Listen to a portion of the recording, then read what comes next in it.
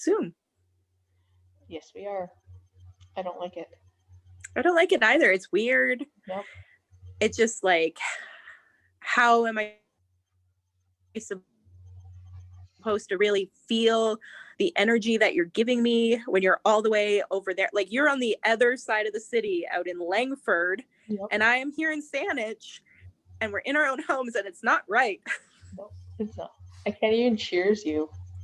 I know. What is with that? And like, this week, bitches, was our Black Friday trip down memory lane extravaganza, and this feels extra harsh because our Black Fridays have always generally been spent together. Yep, definitely. So are we going to attempt to do it or not? I think we should attempt. Okay. So we'll see how it goes. All right. American Thanksgiving is in like what? 2 days? Do they do theirs on the Sunday, or is theirs like always on a Friday? No, Black Friday's on a Friday. Thursdays. Theirs is on a Wednesday? Thursday. Is it on Wednesday? It's on Thursday. Oh, Thursday. Okay. Yeah. So they stuff themselves and then they go shopping the next day.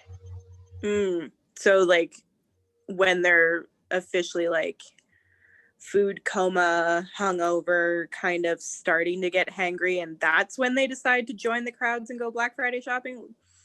That's why it's so much fun for us, remember? Yeah, I remember. Oh God. So, backstory. We met at Gap. Yep. How many years ago? 7 years ago? No? Almost?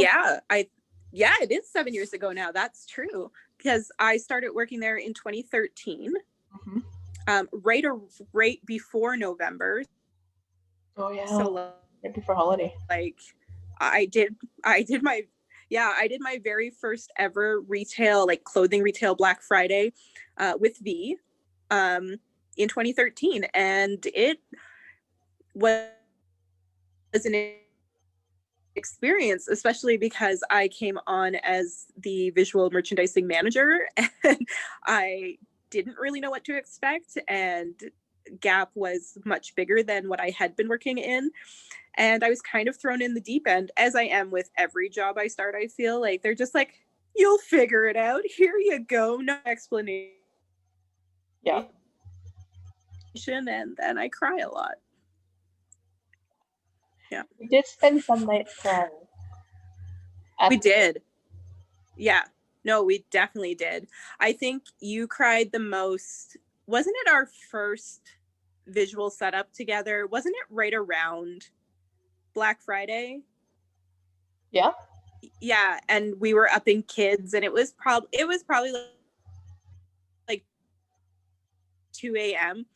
And hey, how do you want these shorts folded up? Because we were upping kids. Do you want them folded on the shelves? Do you want them hung below the shelves? Like, how do you want this? And I was like, nope, I think it's going to be best if we hang them because it'll be easy to grab. And then we were doing it on one of those stupid fixtures because it wasn't in a wall. It was on one of the moving fixtures.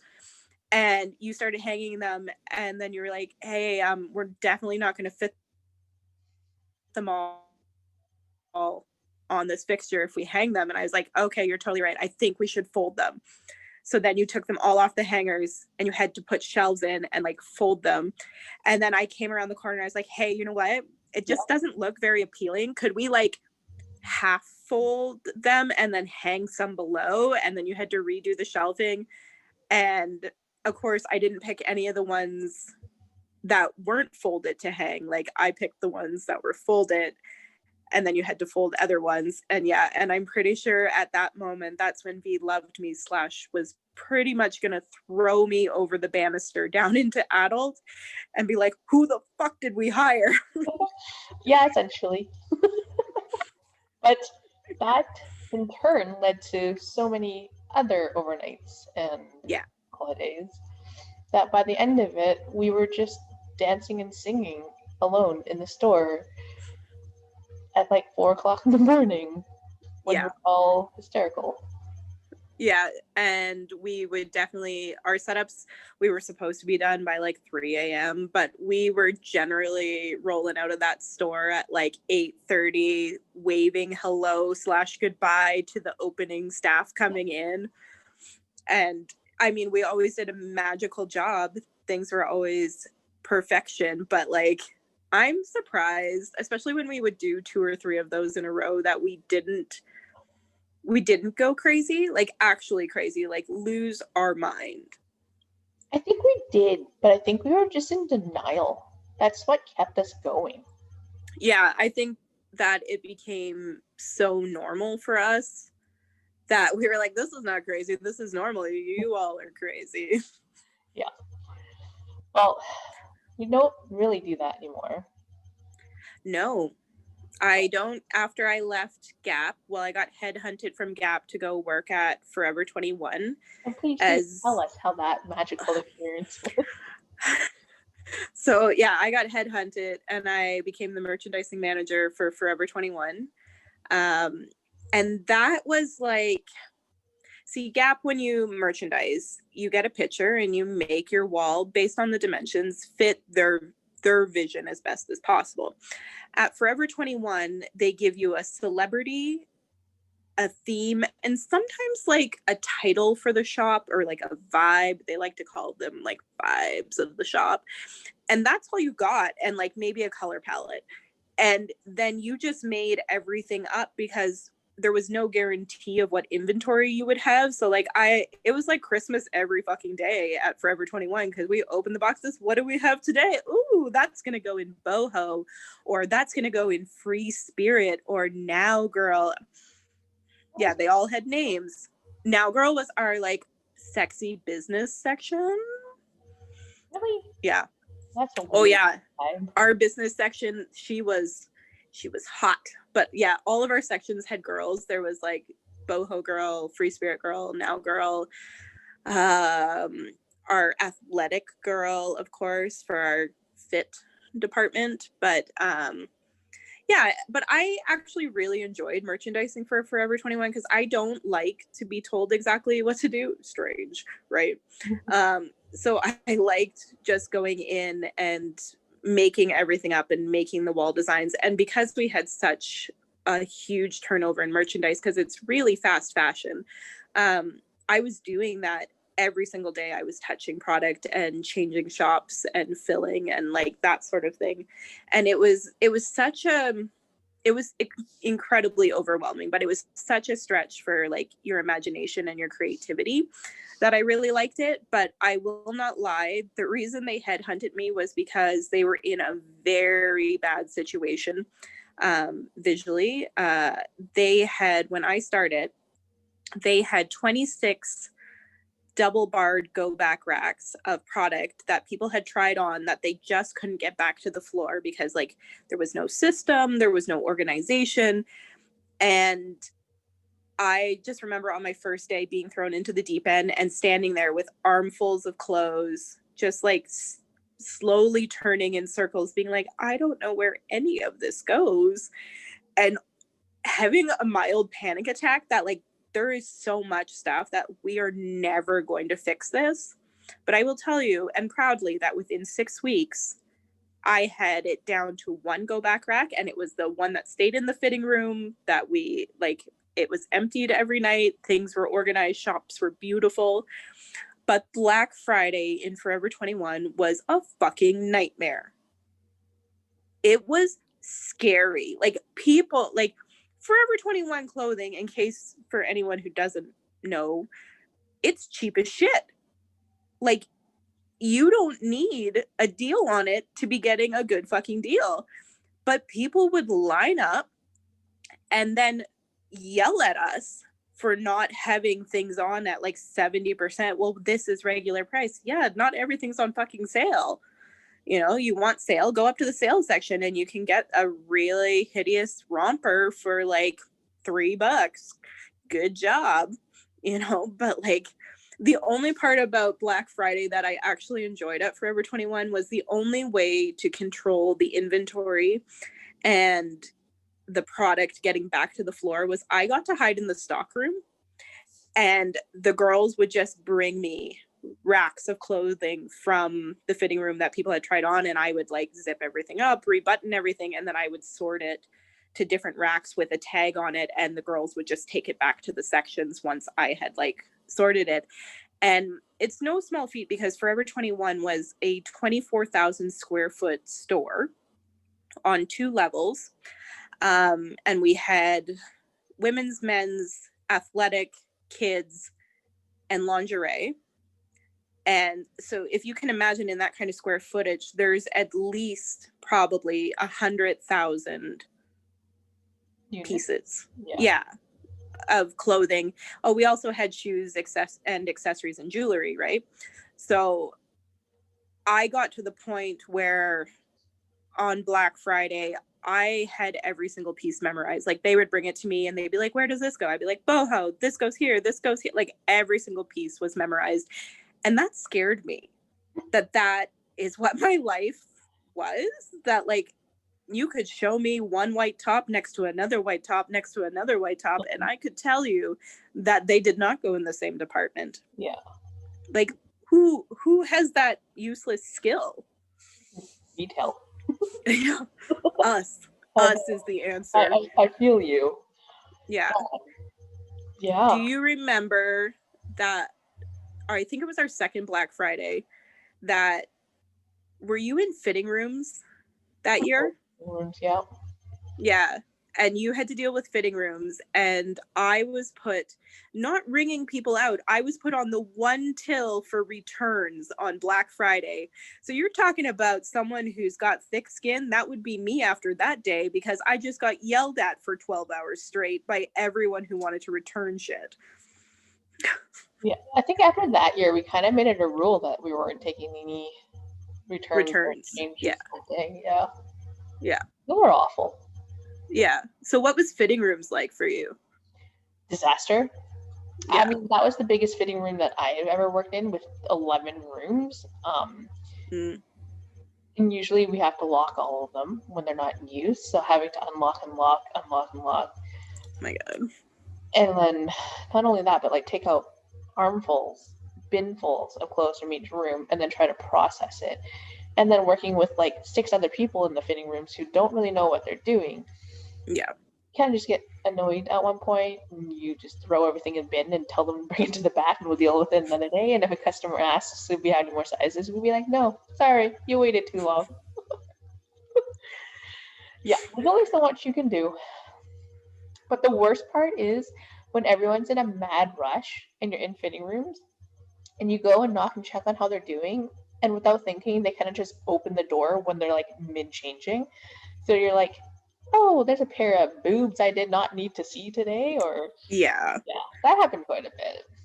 Yeah, I feel like that's definitely happened to you more than me, but I feel like you have seen a lot of boobs that you didn't ever intend to see. No. Oh, okay. How about, who was your worst customer? Do you remember? When Do you have like a together? or like even like the customer that in your head sticks out as like, huh. The one that sticks out is a regular. So by a regular, Okay. I mean in the store every day, if not every other day. Knows the return policies, knows the store policies, know when the sales changes and how the promotions work. But every day they come in, they look for this one item that they found online that says Gap Online exclusive, and asks if we have it. Clearly we don't if it's just an online exclusive. Then she'll stand there and ream us all out, then go to the next sales associate and ask the same question. If we happen to have it because someone returned it, she'll then complain as to why the prices are not the same and why she's not getting all of these extra discounts. Oh my God. Hey, we're not an online fucking store. Yeah. Our promos are different. And if you've already screamed at me for 20 minutes, what makes you think I'm going to give you that deal? Exactly. So those are the worst. Or the people who wear it for like 80 days and then return it with stains all over it. Oh, gross. Well, bring back to Forever 21 because I've heard some gnarly stories from there. But yeah, Like, what's the just worst situation you had to be in? there were just so many. Like, it is actually really hard to pick. So I'll do a couple. So there was the one lady who was from China, because she told me she was from China. She had very little English. And someone had given her a gift card, and she did not want to spend it in our store. She wanted the money off the gift card. And we can't do that. Like, she's like, but I like, and then she starts like the rest of the sentence, other than, but I go to China tomorrow, was in Mandarin, screaming at me at the top of her lungs in the middle of the store. And I was like, I'm really sorry. Like, you could give the gift card to someone who lives here if you have family who lives here, or a friend, or, and maybe they can give you the value in cash, and I'm like trying to problem solve this for her, even though she speaks barely any English. And I certainly do not speak any language other than English.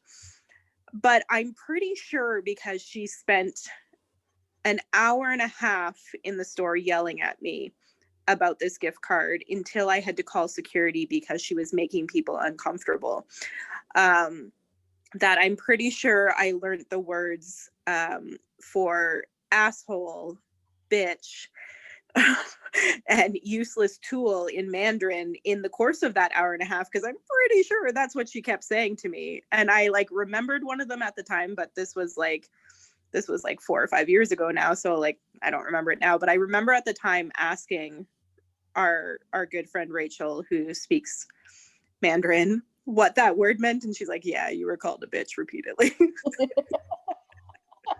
And I was like, oh, good times.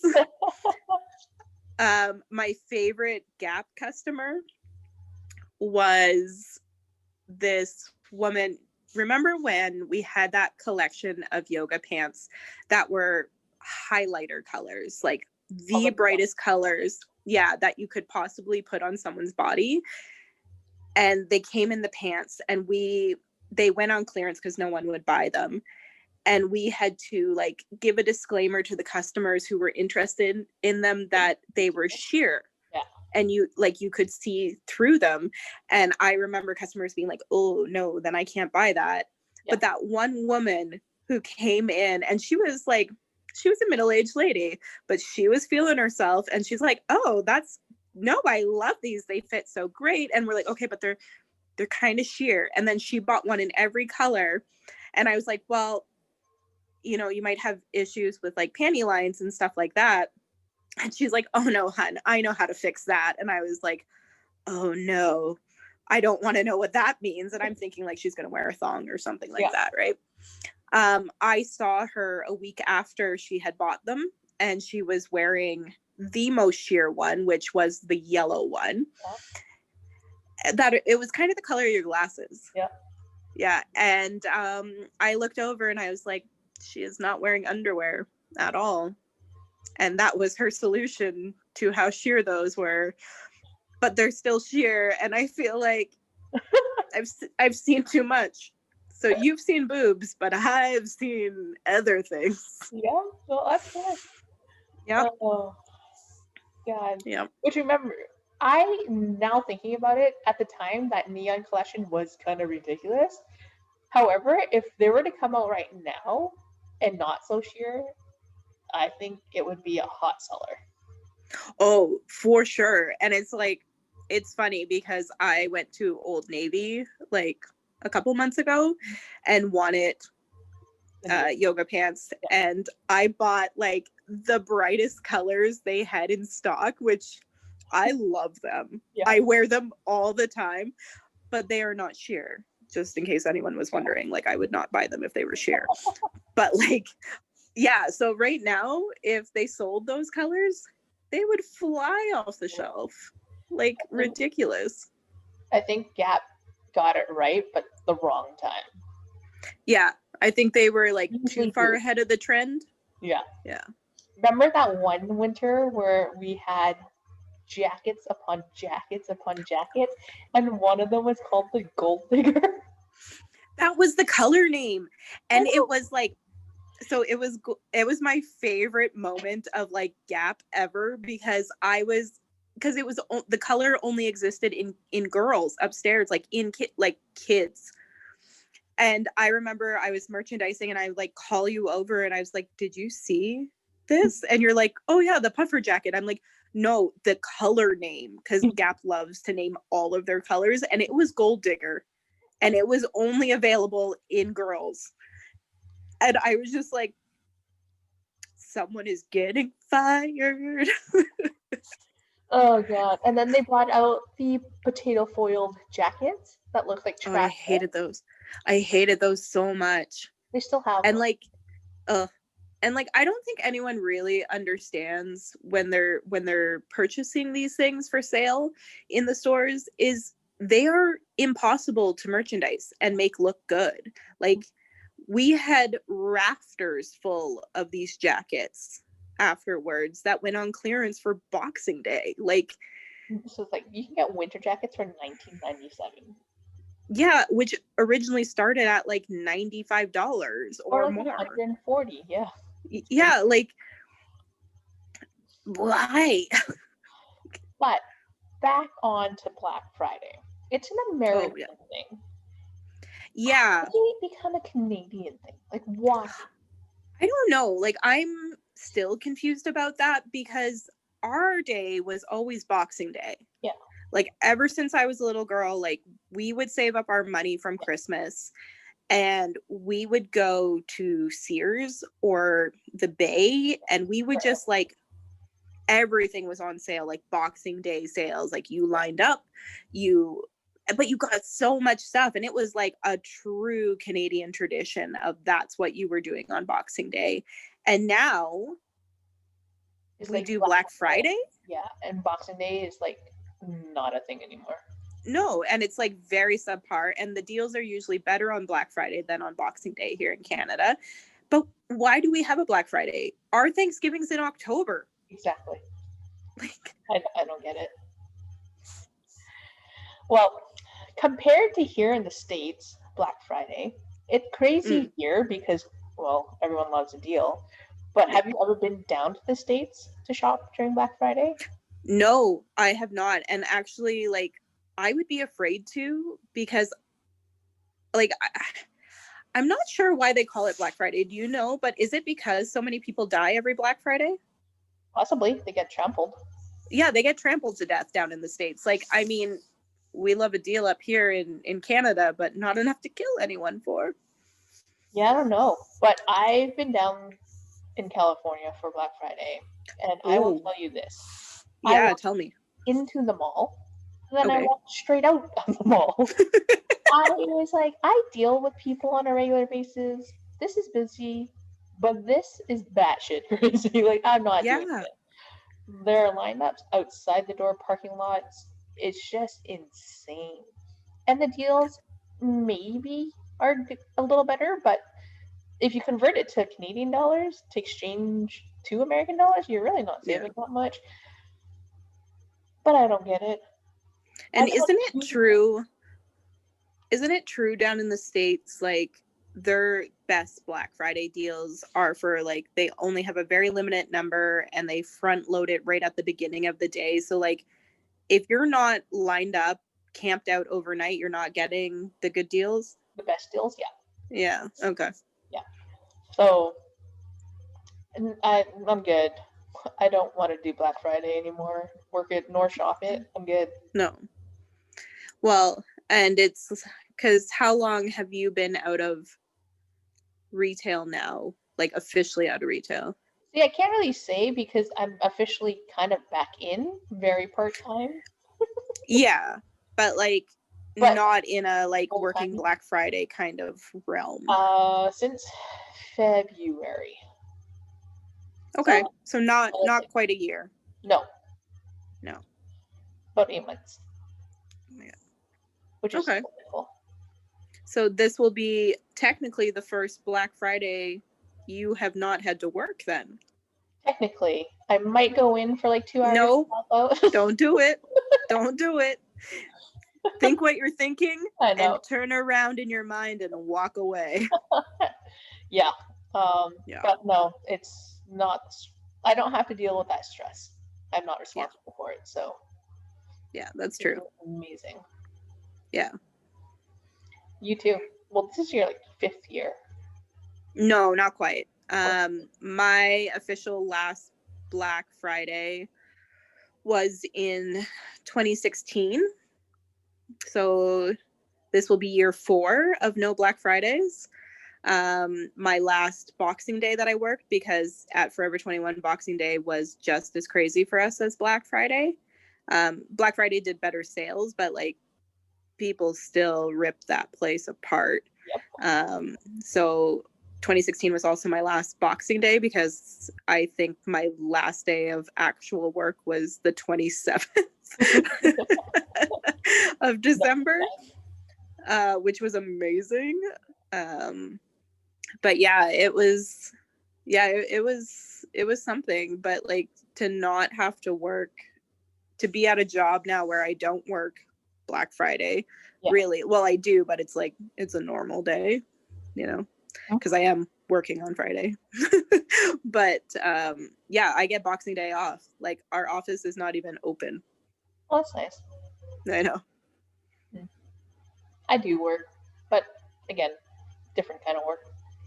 Yeah, I feel like after you've worked retail, particularly in like a management level position like we have, on a day like Black Friday or Boxing Day, any other job on any given day is never going to be that bad. Exactly. Yeah. I just realized I've been sitting in the dark, and every time I talk, the little like Bluetooth light keeps flashing on and off, which like my face a different color. It makes you look like you're in the middle of a disco rave, and I just like called you on Zoom and I'm interrupting. So like, thanks for talking about Black Friday with me. I'll let you get back to your wicked ass party of one over there. Oh, there's light. Oh, yes. Dance. Oh God. Any more like Black Friday stories that you can think of? I have one, and I wasn't exactly there for it. However, it was at Gap. 2 ladies were fighting over the same Gap hoodie, of all things. A Gap logo hoodie. It was the last one in their size. They were fighting over it, to the point where they were screaming and people were called racists. Oh my God. And I'm like, really, guys? A Gap logo hoodie? Like, it's not special. Oh my God. But I think that's the most extreme shopping story where almost a fist fight was breaking out. Yeah.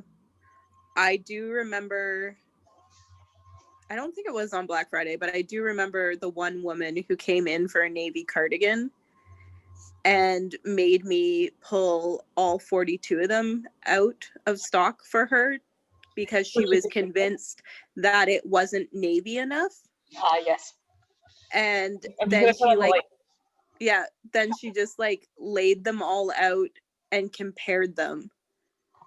And I had to convince her that this is the only kind of navy we have.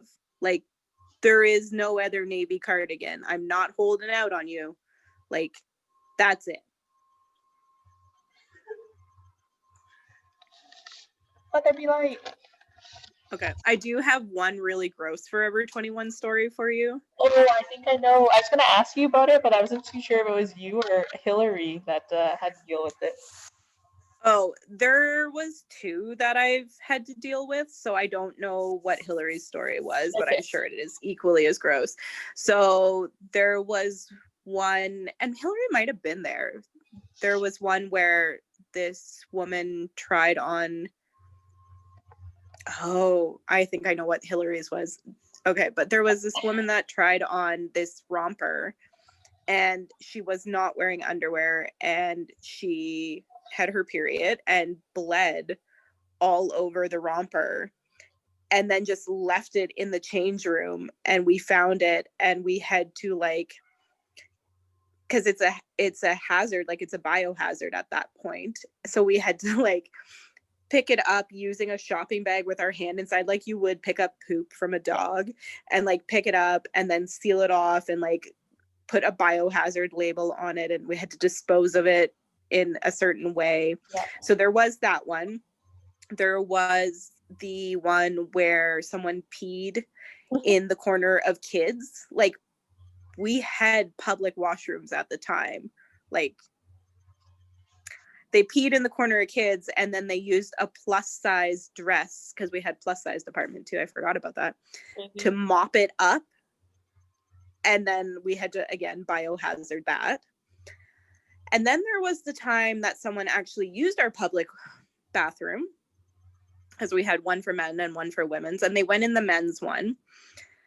And that was the last time we had washrooms accessible to the public, because I'm pretty sure the person exploded or imploded, but it was like everywhere.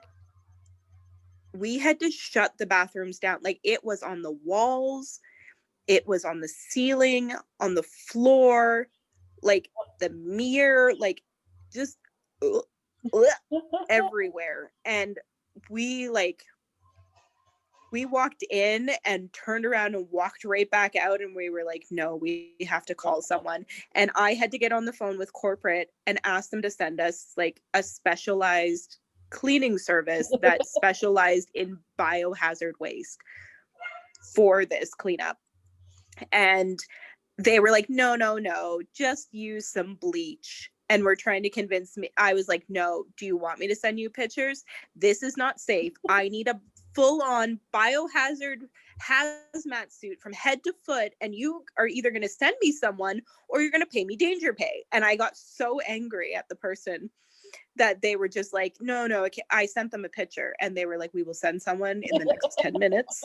Like, that's how bad it was. Like, from you can clean it yourself with a little bleach to, oh my God, don't go anywhere near there, you know? And the scary part was when the guy showed up, like, he didn't have a suit.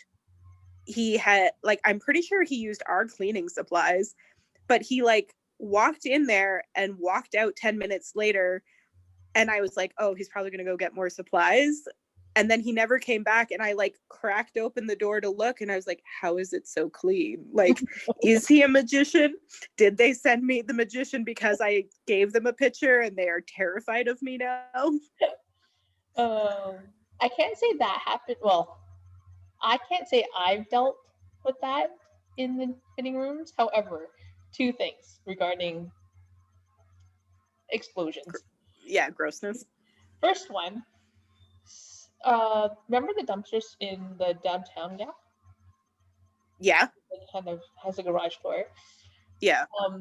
Shortly after you left, basically, homeless people were able to get in somehow in their living room, and we found bags of human feces. Oh, and gross. We're like, okay, well, this is biohazardous. We're not dealing with it. So corporate called one of their cleaners, and he's like, oh, okay. And he only showed up with a broom and a mask. And he's like, no one told me it was literal bags of shit. I was like, how did headquarters not tell you that? Because I was very clear. Like, what kind of, that poor man, like, what kind of day is he walking into? He's like, a mask and a broom will be fine. Oh my God, it's piles and piles of shit. Yeah, I know, but he got it clean. Second, when a parent is trying to potty train someone, great. No. But why are you carrying around a portable potty with you inside retail stores? She literally set it up in the back corners of Gap Kids, and the toddler sat there and pooped in the store. Please tell me you're joking.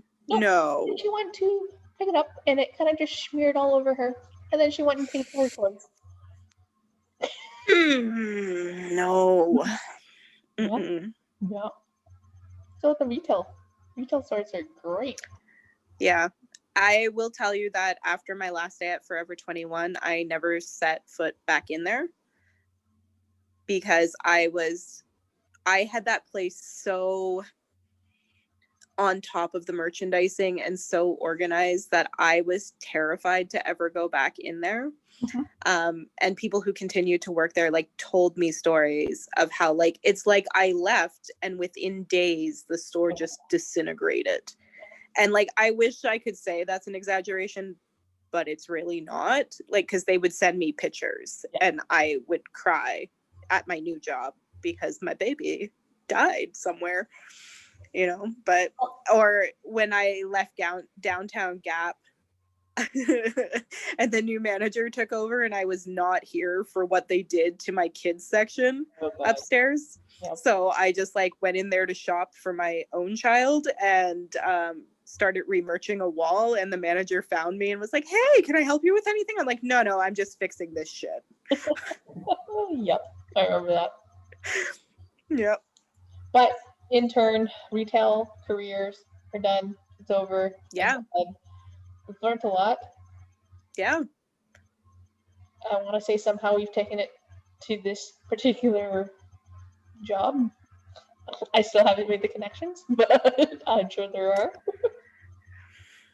I mean, I think I have a lot more patience now. And like, I think both of us have definitely taken the customer service aspect of it into our new jobs, of like how we handle people and how we deal with people. And like both of us have extreme amount of patience, and I think that comes from the philosophy that the customer's always right. So we're always like, okay, let me see how I can fix this for you. Let me see if you're actually right. Yeah. Nope, you're not, but I'm gonna say okay anyways. Yeah, exactly. But no more retail, onto food, onto traveling. I really wish COVID wasn't a thing, but me too. Here we are. We'll just have to eat far apart, but I'll be thinking of you every time I do eat. Eat good things then, if you're gonna be eating for me. Oh, totally. When do I eat bad things?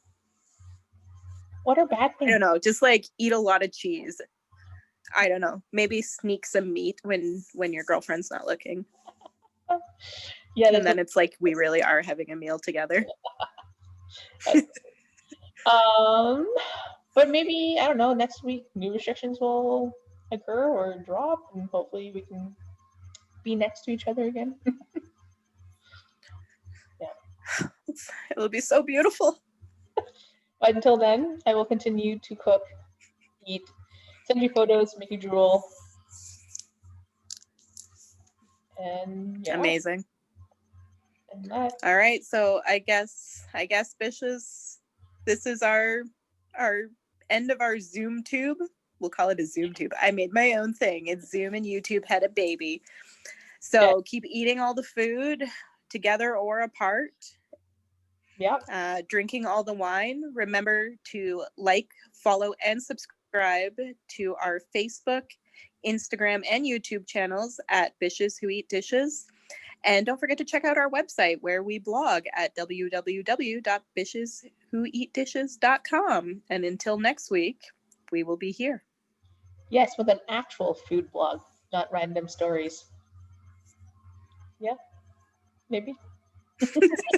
Yeah, okay, we'll do food next time. Okay, that's good. Who knows? All right, guys, have fun. Okay. Stay safe. Okay. Be kind. Bye. Love you all. Bye.